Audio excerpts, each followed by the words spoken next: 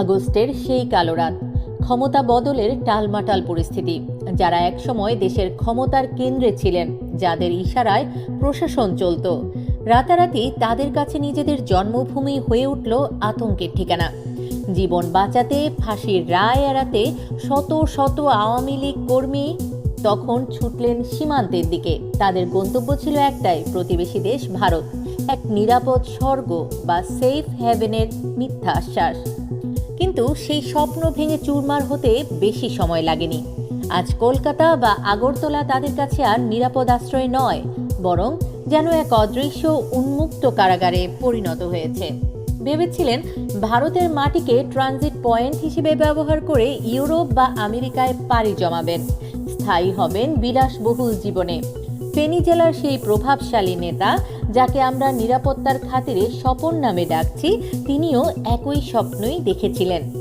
স্ত্রী সন্তান নিয়ে নিউ টাউনের ফ্ল্যাট থেকে ছুটেছিলেন কলকাতার নেতাজি সুভাষচন্দ্র বসু আন্তর্জাতিক বিমানবন্দরে। হাতে ছিল টিকিট, পকেটে ছিল পাসপোর্ট, সবই প্রস্তুত। ভারতীয় কর্তৃপক্ষের বিশেষ অনুমতি ছাড়া তৃতীয় কোনো দেশে যাওয়ার পথ বন্ধ। কোনো অনুরোধ, কোনো অজুহাত কাজে আসেনি। অপমানের জ্বালা নিয়ে ফিরে আসতে হলো সেই ভাড়া বাসায়। একা স্বপন নয়, বাংলাদেশ পুলিশের একজন অতিরিক্ত ডিআইজিও একইভাবে আটকা পড়েছেন। দেশে ফেরার উপায় নেই, আবার ভারত ছেড়ে যাওয়ারও অনুমতি মিলছে না। এ যেন জাতাকলে পড়ার মতো একটা অবস্থা। কেন এমন হচ্ছে? গোয়েন্দা সূত্রগুলো বলছে, ভারত সরকার এই পলাতক নেতাদের বিষয়ে চরম সতর্ক অবস্থানে আছে। তাদের কাছে রয়েছে সুনির্দিষ্ট তালিকা। মোদী সরকার স্পষ্ট বার্তা দিয়েছে, তারা চাইছে না এই নেতারা ভারতের মাটি ব্যবহার করে পৃথিবীর বিভিন্ন প্রান্তে ছড়িয়ে পড়ুক।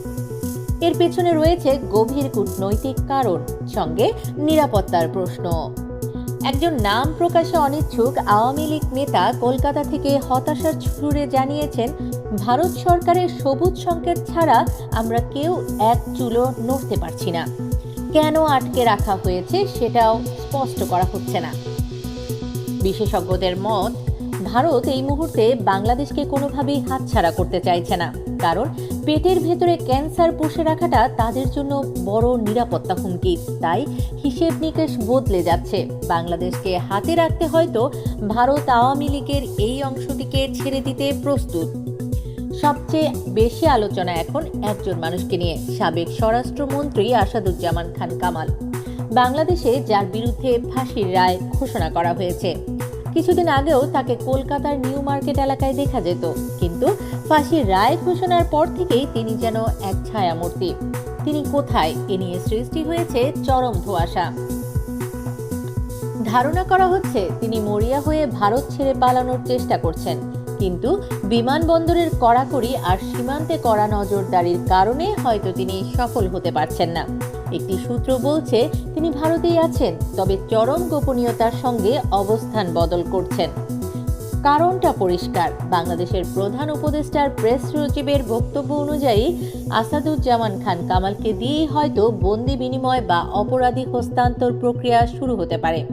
এই চূড়ান্ত সতর্কবার্তার আতঙ্কেই হয়তো দাপুটে এই মন্ত্রী এখন লোকচক্ষুর আড়ালে।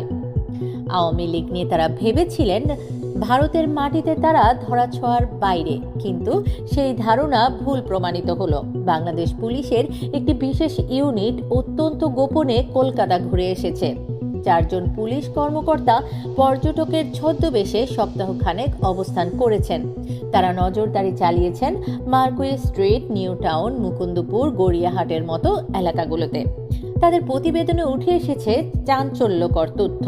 গত 16 বছরে যারা টেন্ডারবাজি, দুর্নীতি এবং হামলায় নেতৃত্ব দিয়েছেন, তাদের বড় একটা অংশ এখন কলকাতার বিভিন্ন হোটেল ও ভাড়া বাসায় গা ঢাকা দিয়ে আছেন। বাংলাদেশ পুলিশের সোর্সরা কলকাতায় সর্বত্র সক্রিয়।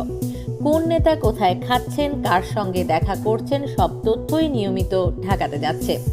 পুলিশ সদর দপ্তরের এক কর্মকর্তা নিশ্চিত করেছেন, সহস্রাধিক নেতার তালিকা রয়েছে এবং তাদের দেশে ফেরানোর আইনি প্রক্রিয়া চলছে। একসময় যাদের পকেটে কোটি কোটি টাকা থাকতো, আজ তারা কলকাতায় অর্থের অভাবে ভুগছেন। অনেকে পালিয়ে আসার সময় পর্যাপ্ত টাকাও আনতে পারেননি। আর হুন্ডির মাধ্যমে টাকা আনার ব্যবস্থাও এখন কড়াকড়ির কারণে কঠিন। আত্মগোপনে থাকা এক অতিরিক্ত ডিআইজি আক্ষেপ করে বলছেন, এখানে টুকটাক কাজ করে কোনো মতে চলছি, কিন্তু তাতে সংসার চলে না। আমরা এক ধরনের অর্থনৈতিক অবরোধের মধ্যে পড়ে গেছি। বেশিরভাগ নেতাই এখন আর বিলাসবহুল হোটেলে থাকতে পারছেন না।